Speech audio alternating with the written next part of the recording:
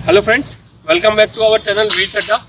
तो जैसे कि आप फ्रेम में देख रहे हैं, आज आपके ओनरशिप रिव्यू लेके आए हैं फोर्ड इको स्पोर्ट का। हाँ, ये गाड़ी आना बंद हो गई है। आप लोग सही बोल रहे हैं, बंद हो गई है तो हम इसका ओनरशिप रिव्यू क्यों बना रहे हैं। रीजन ये है कि गाड़ी आना बंद हो गई है, बट प्रोडक्ट में कोई कमी नहीं है, इसलिए हम इसका ओनरशिप रिव्यू बना रहे हैं कि आपको नई तो नहीं मिलेगी गाड़ी, लेकिन जो भी कॉम्पैक्ट एसयूवी सर्च कर रहे हैं यूज्ड कार मार्केट में, उनके लिए बहुत अच्छा ऑप्शन है आज की डेट में भी ओपन, क्योंकि स्पेयर पार्ट्स वगैरह बाकी सब चीज़ों में कोई प्रॉब्लम नहीं है। ये तो हो गई ये बात। दूसरी बात, आपसे रिक्वेस्ट करूंगा, चैनल पे नए हैं तो सब्सक्राइब जरूर कर लीजिएगा और वीडियो अच्छा लगे तो लाइक और शेयर भी कीजिएगा। थर्ड थिंग, अगर आप अपनी गाड़ी का ओनरशिप रिव्यू हमारे साथ शेयर करना चाहते हैं तो मैं यहाँ नीचे आईडी मेंशन कर रहा हूँ और ये आईडी डिस्क्रिप्शन में भी मिल जाएगी आपको। आप उस आईडी पर अपनी डिटेल छोड़ दीजिए, कहाँ रहते हैं, कौन सी गाड़ी है, कौन सा मॉडल है, बाकी हम आपको कॉल करके कांटेक्ट कर लेंगे। तो आपका ज़्यादा टाइम ना लेते हुए शुरू करते हैं ओनरशिप रिव्यू अभिषेक जी के साथ। ये बताइए, ये इको स्पोर्ट को ले लिया आपने, जबकि आपके लेने से पहले अब Y19 चालू हो गई थी, फिर भी आप इको स्पोर्ट पे क्यों गए? बेसिकली रिलायबिलिटी, गाड़ी का अच्छा खासा नाम था मार्केट में और मेरे फैमिली में ऑलरेडी 2 गाड़ियाँ राइड एंड टेस्टेड हैं। एक गाड़ी तो 1 लाख किलोमीटर से ऊपर भी चल चुकी है, तो पता था कि रिलायबल प्रोडक्ट है।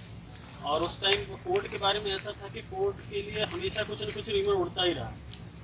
आज से नहीं, जब से आई है फोर्ड तब से, कि अब जा रही है तब जा रही, तो लगा था कि इस बार भी र्यूमर ही है। तो ऐसा कुछ था नहीं उस टाइम पे जब प्लान कर रहे थे जून में, तो ऐसा श्योर नहीं था कि चली ही जाएगी। इस वजह से इसको राइड एंड टेस्टेड। अच्छा अभिषेक भाई, चलो वो तो पहले रूमर था है कि चली जाएगी या नहीं जाएगी, सब उड़ता रहता कॉर्पोरेट्स के बारे में सब एक दूसरे। अब तो चली गई, आप क्या सोचते हो?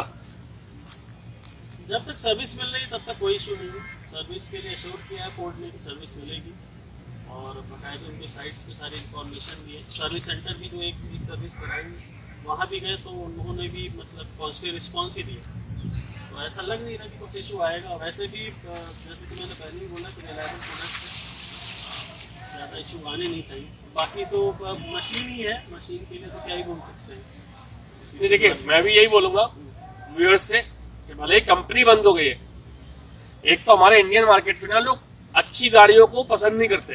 लोगों को वो गाड़ियां पसंद होती हैं जो अच्छी बिक जाए, भले ही चलने में अच्छी ना हो।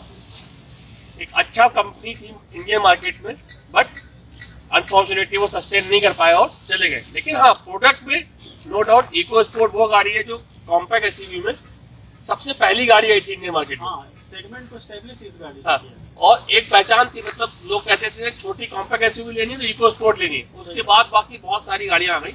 आज की डेट में 8 से 10 गाड़ियां इस मार्केट, इस पर्टिकुलर सेगमेंट में है। बट इको स्पोर्ट की आज भी एक ब्रांड वैल्यू थी जब तक गई है तब तक। सही। और जहाँ तक जैसे आप बता रहे थे कि शोरूम पे बाकी गाड़ियां तो हैं इनकी सेल में पड़ी हुई, अभी भी जिस पर डिस्काउंट में बेच रहे हैं, बट इको स्पोर्ट नहीं मिले लोगों को। इको स्पोर्ट नहीं मिलेगा, खासकर डीजल वेरिएंट।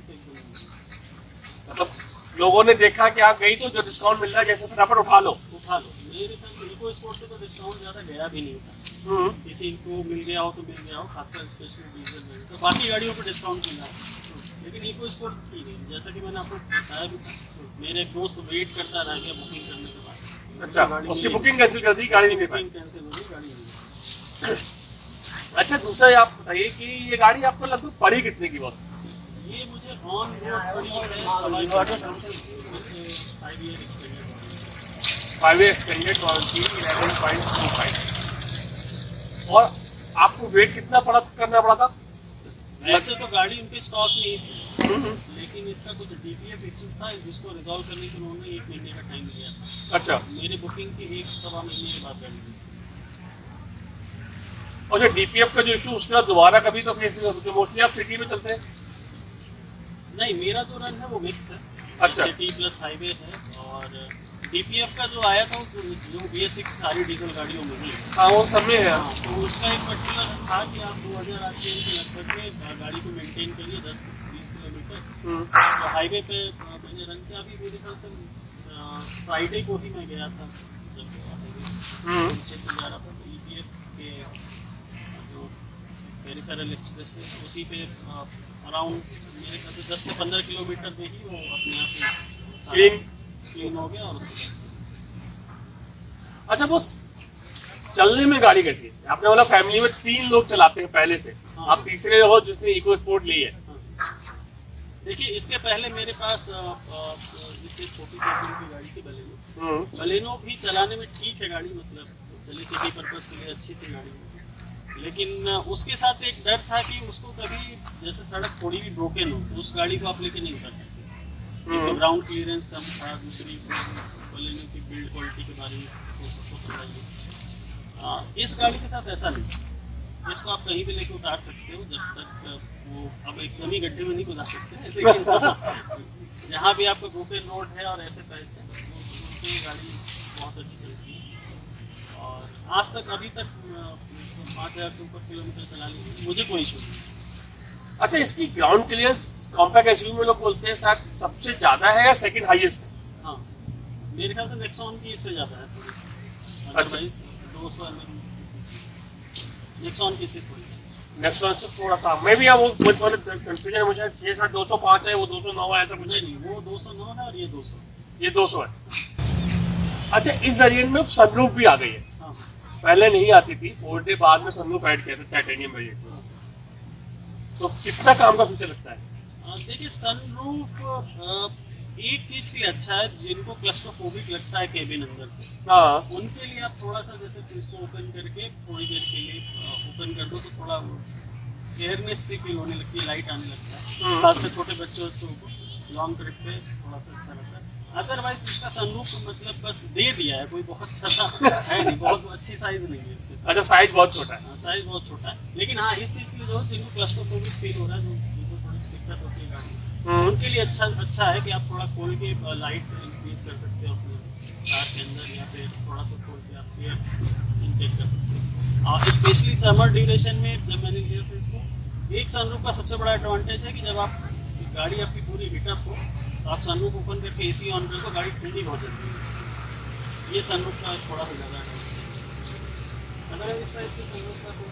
और वैसे भी दिल्ली एनसीआर में अगर आप बात करो तो सनरूफ से हेड निकाल के बाहर घूमना यहाँ तो पॉसिबल है नहीं, पॉसिबल। ये इतना ज्यादा आपका गर्मी भी एक्सट्रीम है, हाँ, डस्ट सर्दी भी एक्सट्रीम है, और डस्ट का तो पूछो ही मत। डस्ट तो मतलब पूछते ही चाहिए दिल्ली एनसीआर वालों से। हाँ, बिल्कुल। ये बस हाँ, छोटे बच्चों के आप बोल सकते हो कि सनरूफ, हाँ उनके लिए। अच्छा, ये आपने जो पहली सर्विस जो आपकी जनरल चेकअप वाली होती है, जब आप उस पर गए थे तो उन्होंने लगभग कुछ मतलब खास सर्विस सेंटर के अंदर, मैं जस्ट बार बार दोबारा वही चीज पूछ रहा हूँ, जिससे कि और लोग अगर कोई यूज्ड गाड़ी लेना चाहता हो, उठाना चाह रहा हो मार्केट से, तो उसको प्रॉब्लम ना है।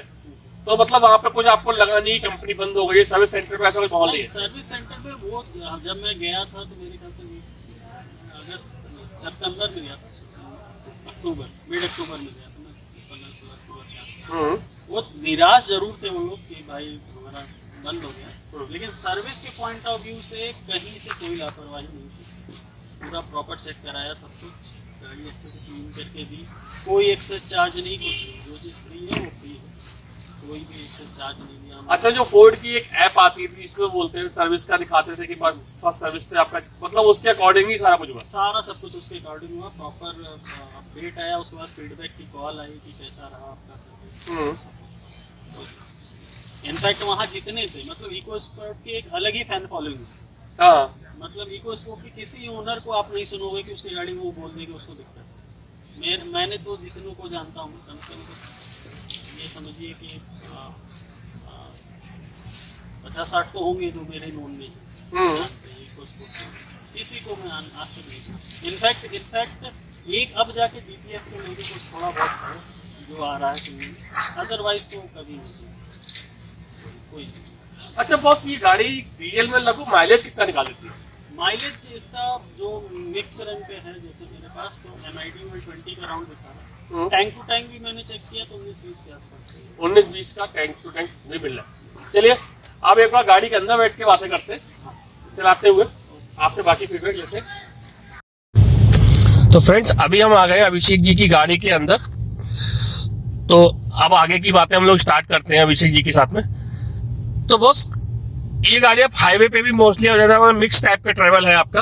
हाँ जी हाँ। आप सिटी में भी चलते हो और हाईवे पे भी चलते हैं। हाँ जी।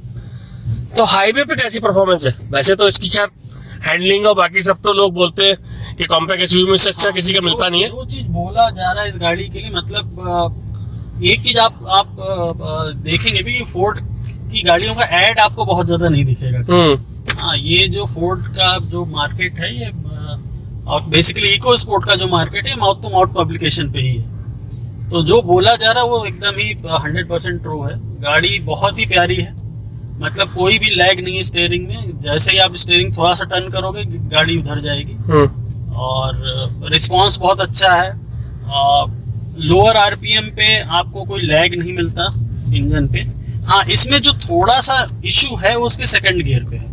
इसका सेकंड गियर कभी भी स्ट्रांग नहीं रहा है इको स्पोर्ट का। मेरे पास जो घर पे गाड़ी है 2013 मॉडल, उसमें भी सेकंड गियर ऐसा नहीं कि एकदम डेड है, लेकिन उतना रिस्पॉन्सिव नहीं है जितना आप एक्सपेक्ट करते हो। लेकिन वो इस वजह से भी जैसे भी इनकी ट्यूनिंग है, लेकिन बाकी किसी भी गियर में गाड़ी को उठने में कभी भी दिक्कत नहीं होती, आराम से उठती है। अभी भी आप देख रहे हो कोई नहीं है, कुछ नहीं, आराम से चल रही है। अच्छा, आपको ये 11 लाख की कीमत में यहाँ पे आपको push button start, infotainment system touch के साथ में ये सब चीजें मिल जाती हैं। तो इसके इंफोटेनमेंट सिस्टम का मतलब जो पॉपअप में दिया है, पहले तो नॉर्मल आता था, अब जो नए मॉडल है पॉपअप में आने लगा था।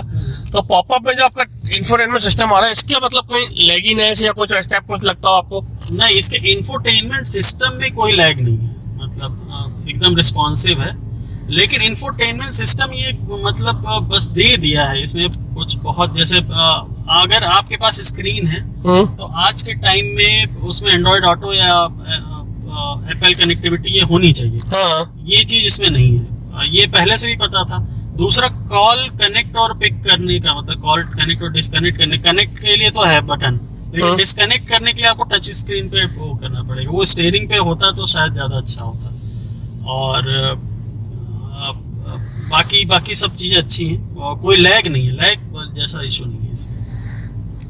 अच्छा बॉस, एंड जो आपने मतलब इसकी जो ड्राइवेबिलिटी की हमने बात कर ली कि ड्राइवेबिलिटी आप करो कि बहुत अच्छी है, कभी हाईवे पे जूजा करके थोड़ा भगा के देखिए।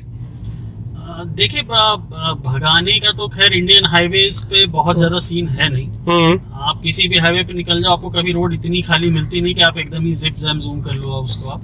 लेकिन अगर मैं बात करूँ तो मैं मैक्स 130 तक लेके गया हूँ इस गाड़ी को अभी तक। और वो भी बस ये कि नई गाड़ी देख तो ले कि जा रही है कि नहीं जा रही। या वो BS4 और BS6 से कंपैरिजन करना चाह रहे थे आप? हाँ, ये भी समझ लीजिए आपकी वो कंपैरिजन करना चाह रहे थे। तो इस गाड़ी में स्टेबिलिटी की तो कोई इशू है ही नहीं, कोई इशू नहीं है इस गाड़ी में, आराम से चलती है। वेटेड गाड़ी है, भारी गाड़ी, तो उस वजह से भी आप समझो कि सही है, अच्छा चलती है गाड़ी।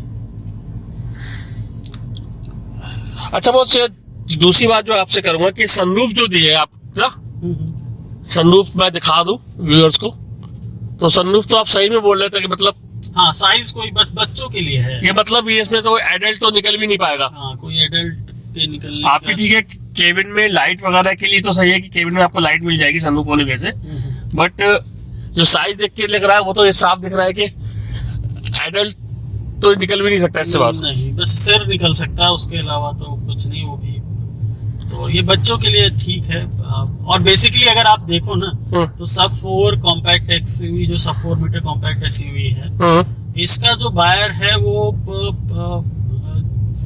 बजट ओरिएंटेड होता है। ऑब्वियस सी बात है कि बजट सबका हाँ, वो ये तो जो भी लेता है कि उसको चाहिए भी एसयूवी होती है। हाँ। और पैसे भी खर्च कम करने होते हैं। देखिए, एसयूवी की जो रिक्वायरमेंट है ना, वो बेसिकली इसलिए है क्योंकि इंडियन रोड उतने अच्छे नहीं है।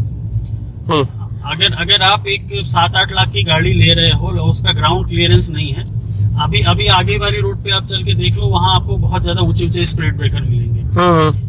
तो ऐसी कंडीशन, अब बहुत जगह ऐसे कि यहाँ कंस्ट्रक्शन चलता रहता है, कभी भी आपको बहुत अच्छी रोड कहीं मिलने वाली है नहीं। तो उस केस में जो थोड़ी सी लोअर ग्राउंड क्लियरेंस की गाड़ियां होती हैं, वो वहाँ थोड़ा प्रॉब्लम इशू आ जाता है उसकी वजह से। लेकिन जब आपके पास एक एसयूवी, तो क्या ही बोले ना, ये बस ज्यादा ग्राउंड क्लियरेंस वाली गाड़ियां हैं। एसयूवी तो मतलब क्या है, एसयूवी अगर आप अब्रॉड में देखो तो उनको बोलते हैं जो 4x4 है। एटलीस्ट ऑल व्हील ड्राइव तो होनी चाहिए एसयूवी के डेफिनेशन के हिसाब से। तो ऐसा तो कुछ है नहीं, बस ये गाड़ियां हैं कि चलो ग्राउंड क्लियरेंस ज्यादा है जिसकी वजह से आप इनको ठीक ठाक निकाल सकते हो कहीं भी। तो वही है, इस वजह से ये बिक रही है। मतलब लोगों को खराब रोड से आराम से वो निकल जाए। कोई अगर आप देखो तो जितने भी मैक्सिमम ओनर आपको मिलेंगे, कोई बहुत हार्डकोर ऑफ रोडिंग करने नहीं ले जाता इन गाड़ियों को। नहीं, मोस्टली तो देखिए सारी कॉम्पैक्ट एसयूवी जितनी भी आ रही है सब फ्रंट व्हील ड्राइव ही आती है। फ्रंट व्हील ड्राइव के साथ में आप क्या ही ऑफ रोडिंग करोगे आप। एटलीस्ट कम से कम अगर रियर व्हील ड्राइव मिल जाती तो आप थोड़ा बहुत को ट्राई भी कर सकते थे, है ना। तो अगर रियर व्हील ड्राइव की बात करते हो तो कॉम्पैक्ट एसयूवी हम लोग काउंट नहीं करते, लेकिन बोलेरो भी कॉम्पैक्ट एसयूवी ही है। उसको कोई भी काउंट नहीं करता कॉम्पैक्ट एसयूवी में। जैसे आपने नाम है तो बोलेरो जो नियो मॉडल है उसमें रियर डिफरेंशियल अब दे रहे हैं। हाँ, आप रियर डिफरेंशियल लॉक दे रहे हैं। तो वो थोड़ा सा है, लेकिन बस वही है कि अब जैसे ये स्पीड, लेकिन वहाँ पे आपको फीचर्स नहीं मिलते। नहीं, फीचर्स नहीं मिलते। गाड़ी बहुत ही बेसिक सी, बिल्कुल रगड़ टाइप की। आप ये बात समझिए कि जितने पैसों में इस गाड़ी में जितने फीचर हैं और इस गाड़ी की जो परफॉर्मेंस है, मतलब आप एवरेज ले लो, पावर ले लो, ड्राइविंग डायनेमिक्स ले लो, वो चीज कहीं नहीं है किसी और गाड़ी में। इस पैकेज में अभी तक नहीं है किसी और गाड़ी में। इससे बेटर परफॉर्मेंस गाड़ियां तो उनकी माइलेज खराब है। हाँ, और जिनकी माइलेज तो इससे अच्छी है ही नहीं किसी की। नहीं, मैं भी एक्सयूवी 300 ही ओन करता हूँ। डीजल मैनुअल वेरिएंट है ना। और आपके लगभग साथ में ही लिए मैंने। तो जैसा आप कह रहे हो आपको 19-20 का माइलेज मिल रहा है ना।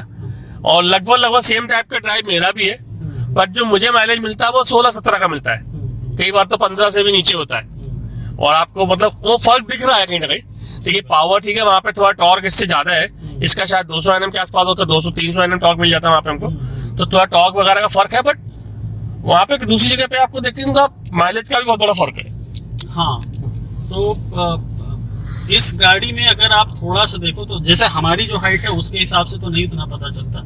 और मेरे घर में भी मेरे भाइयों की हाइट 6 फुट से ज्यादा ही है। तो वो भी चलाते तो उतना नहीं, लेकिन हाँ आपको रियर सीट पे जो लेग रूम है वो उतना कंफर्टेबल नहीं है। मतलब आप एडजस्ट करके ठीक हो जाओगे अगर मेरी हाइट तक है। मेरी हाइट से ज्यादा अगर है थोड़ा आपको वहाँ कॉम्प्रोमाइज करना पड़ता है। तो इस गाड़ी में वही एक दिक्कत थी, और बाकी तो कोई दिक्कत नहीं। वो ये नहीं कि आप टोटल लेंथ तो 4 मीटर ही है। कंप्लीट पैकेज में किसी भी प्राइस रेंज में आप चले जाओ, कोई नहीं है कंप्लीट पैकेज। क्योंकि देखिए टोटल लेंथ तो 4 मीटर ही मिलनी है आपको।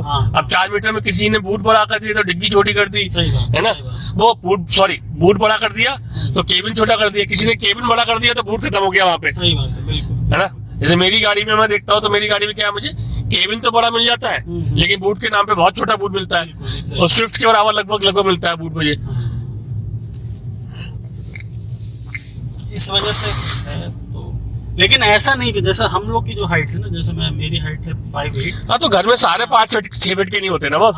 तो बच्चे भी तो होते हैं ना घर में। हाँ, तो उस हिसाब से सही है। मतलब अभी तक दिक्कत नहीं है। जैसे फैमिली को लेके भी मैं 200-300 किलोमीटर की ट्रिप पे जा चुका हूँ। तो ऐसा कभी दिक्कत नहीं। मतलब पूरे फुल थे। मतलब टोटल 4 एडल्ट और 3 बच्चे अभी छोटे ही 5-6 साल के थे, तो एडजस्ट हो गए थे आराम से, कोई दिक्कत नहीं है। और लगेज भी आ जाता है इसमें प्रॉपर। हाँ, लगेज की तो खैर आपको इसमें बूट थोड़ा सा सही मिल जाता है, लगभग 350 लीटर का आसपास बूट मिल जाता है। तो लगेज तो नो डाउट लगेज की प्रॉब्लम नहीं होनी चाहिए इस गाड़ी के साथ में। अब जैसे देखिए ये रोड बहुत ही ब्रोकन है, लेकिन इस पे सोचना नहीं पड़ता आपको कि गाड़ी कैसे निकालनी है। आप कैसे भी सीधे साधे निकाल लो, इसको कोई दिक्कत नहीं आती कभी। देखिए मैं रोड की हालत दिखा रहा हूँ, तो देखिए रोड तो वही है। कॉम्पैक्ट एसयूवी के साथ में जो एक एडवांटेज मिल जाता है, एडवांटेज कि आपको थोड़े बहुत खराब रोड भी होते तो आप इजीली मूव ओवर कर जाओगे उनके ऊपर से।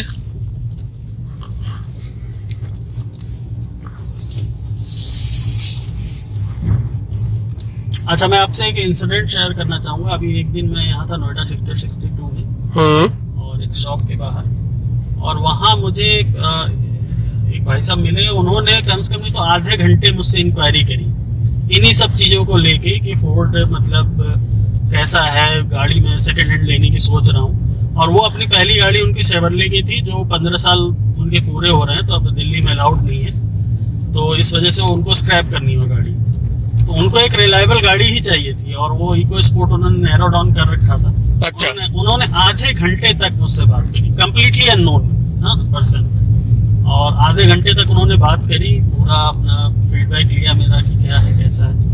और फोर्ड के किसी भी ओनर से आप बात कर लो, मतलब इको स्पोर्ट के किसी भी ओनर से बात कर लो, कोई भी प्रॉब्लम में नहीं है। मतलब जो भी छोटी मोटी, देखिए आप बाकी तो गाड़ियां है ही, ये मैकेनिकल इशू है या जो भी इशू है, हाँ। वो सभी गाड़ियों में होती है, महंगी से महंगी गाड़ियों में होती है। प्रॉब्लम को रेक्टिफाई कर दिया जा रहा है तो वेल एंड गुड है, अगर वो नहीं हो रहा तभी जाके इशू होता है। ऐसी तो कोई गाड़ी है ही नहीं जो रोड पे चल रही हो उसमें इशू ना है। देखिए इको स्पोर्ट तो मैं तो ये बोलूंगा कि कॉम्पैक्ट एसयूवी का जो सेगमेंट इंडिया में बनाने वाली गाड़ी है, हाँ। वो इको स्पोर्ट है। बिल्कुल, बिल्कुल। सबसे पहले इको स्पोर्ट ही लॉन्च हुई थी, उसके बाद सारे लोगों ने, जब इसकी सक्सेस हुई थी और फोर्ड एक बार रीस्टेब्लिश हुई थी, हाँ। इस गाड़ी को वरना फोर्ड हो सकता है बहुत पहले ही बंदे से चले गए होते दुकानदारी। ये गाड़ी ही लेके आई। और मैं आपको एक इंसिडेंट और बताना चाहूंगा, इस जो इको स्पोर्ट की टेस्टिंग हुई थी, उसमें उस टेस्टिंग में मेरा एक दोस्त इन्फोसिस में काम करता था। अच्छा। तो उस टेस्टिंग का वो पार्ट था, इसके सॉफ्टवेयर डेवलपमेंट से लेके सब कुछ जो है आज के टाइम में वो यूएस में सेटल्ड है और फोर्ड में ही है। ओके। हाँ। अच्छा। तो उसने ही मुझे फीडबैक दिया, जब हमारे यहाँ 2013 में पहली बार इसको लिया गया था, इस गाड़ी को मेरे भाई ने मेरे लिए, तो उसने फीडबैक दिया था कि गाड़ी हमने खुद, हम बैठ के 1.25 लाख किलोमीटर गए हैं इस गाड़ी से। अच्छा। उन सबों की टीम ने पूरा ऑल ओवर इंडिया पूरा टेस्टिंग करी थी, और पूरे गाड़ी में उन्होंने 1-1.5 महीने बिताए थे, बल्कि ज्यादा 2-2.5 महीने, और पूरी टेस्टिंग के पार्ट में थे। उसने बताया था गाड़ी बहुत ही अच्छी है। अच्छा। उसके फीडबैक बेसिस पे हमने पहली गाड़ी ली। ओके।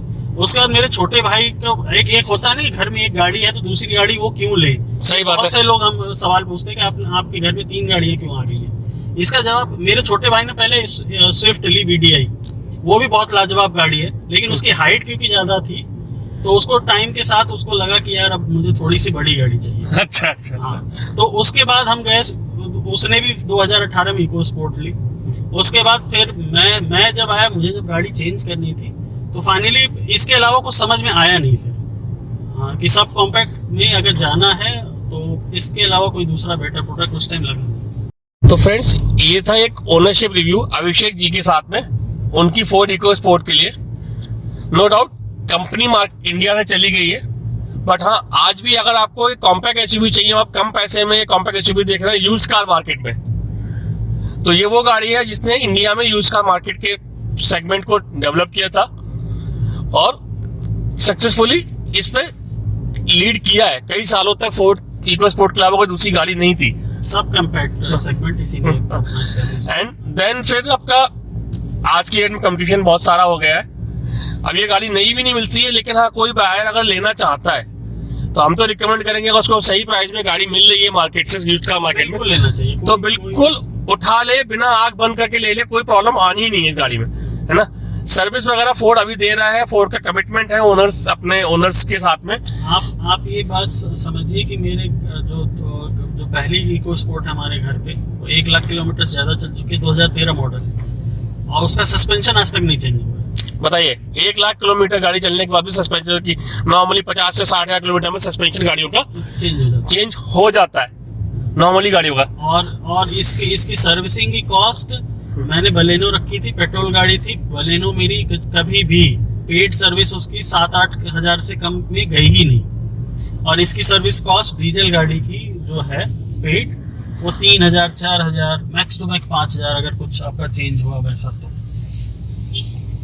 नहीं, एक सर्विस का भी है कि फोर्ड का पहले लोगों के अंदर था ना कि आपकी नहीं, या फोर्ड की सर्विस महंगी होती है, स्पेयर पार्ट महंगे होते हैं, उस परसेप्शन को फोर्ड ने खत्म किया। हाँ, पहले जब 15 साल पहले जब फोर्ड नई आई थी तब सर्विस महंगा था इसका, लेकिन उसके बाद इन्होंने जब इको स्पोर्ट लॉन्च की थी, उसके बाद से इन्होंने सर्विस पे बहुत ज्यादा काम किया अपने। कॉस्ट इफेक्टिव है इनकी सर्विस और अच्छी सर्विस है, मतलब आपसे कोई भी रैंडम पैसा नहीं चार्ज किया जाएगा, कुछ भी फालतू नहीं डालते। चलिए दोस्तों, तो इन्हीं सारी अच्छी बातों के साथ में हम आपके साथ में आज के इस वीडियो से आपको विदा लेते हैं। होप आपको वीडियो अच्छा लगा होगा तो प्लीज एक लाइक करके जाइएगा। कुछ क्वेरी हो तो कमेंट कीजिएगा, मैं अभिषेक जी दोनों लोग ट्राई करेंगे आपकी क्वेरीज का आंसर देने का। और वैसे भी कोई प्रमोशन नहीं है ये। मेरे ख्याल से जय भाई मेरे साथ काफी दिनों से लगे हुए थे कि बात करते हैं गाड़ी के बारे में। बेसिकली गाड़ी पसंद है और ये इंथुजियास्टिक हैं थोड़े वीडियो बनाने के लिए गाड़ियों के बारे में। इस वजह से हमने वीडियो कर लिया। और अपनी गाड़ी के बारे में बात करना सभी को अच्छा लगता है। जो भी गाड़ी लेता है उसको वो गाड़ी पसंद होती ही है। हाँ, सब बहुत रिसर्च करने के बाद गाड़ी लेते हैं। लेकिन हाँ, एक क्वेश्चन जो ये मेरे पास लेके आए थे कि रीसेल में किसी को लेना चाहिए कि नहीं लेना चाहिए, तो मेरी तरफ से बिग थम्स अप है। अगर आपको गाड़ी अच्छे प्राइस में मिल रही है तो बिल्कुल लीजिए। सर्विस को लेकर निश्चिंत रहिए, सर्विस इसकी चल रही है और चलती रहेगी। चलिए जी, थैंक यू अभिषेक जी, आपने टाइम दिया। ठीक, बाय बाय।